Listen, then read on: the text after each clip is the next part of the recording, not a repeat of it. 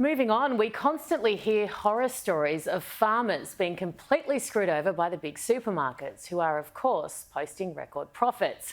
I'm joined now by Robert Fraser, the director of Fivestock, a business which gives livestock producers more control and hopes to create more competition from supermarkets for their products. Sounds like a great idea to me. Great to see you, Robert. In other words, don't tell me you've come up with a solution. Yeah, well, Erin, g'day. I was frustrated and annoyed with the current system and the gap in price from the farm price to the supermarket shelf. And I enjoy being a livestock producer, but I wasn't enjoying these prices. So I just sat down and crunched a few things together and came up with this idea of mimicking the saleyards online. Exactly, and how will it push prices up for supermarkets, therefore giving farmers a much fairer deal? It's not about, it's streamlining things a bit, so I'm sort of hoping it doesn't push prices up too much for the consumer, but it's all about the producer having control. I wanted that price on farm in an auction system and where we create competition. So just by mimicking the saleyards online, if we didn't like the price on the day, we can open the gate and put them back in the paddock.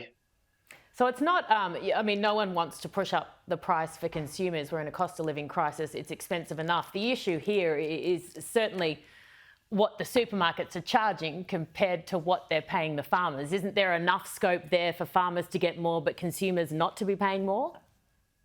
Yeah, there is some scope for that, Erin. There's going to be cost savings with transport because this new system, all the livestock go directly to the processor from farms. So rather than going to the saleyards with those extra fees for the farmers too, there's scope to save costs there. So that can be passed on to the farmer. Yeah. Fantastic. And what's been the reaction? Without increasing it too much for the consumer. Yeah, what's been the reaction from farmers and then I guess from the people buying your product? Farmers are very happy. It's only early stages for us yet, Erin, but yeah, I've had great feedback from farmers. It's just getting processors online and lending their ear to me to work with me and understand there are great benefits for them too. Yeah, absolutely. Something else that's to do with your industry, the latest national food guidelines have recommended eating less meat for the sake of the climate. Your response? No, I don't agree with that. I didn't think so.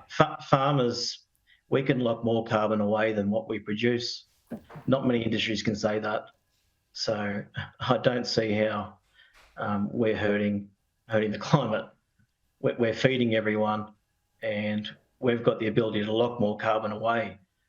So when we start measuring it more and more, farms do, it'll encourage farms to help with the environment rather than go against it. Yeah, absolutely. And they can focus more on helping the environment if they can actually afford to do what they're doing and they're not being screwed over by big supermarkets. Thank you so much, Robert. Really appreciate your time.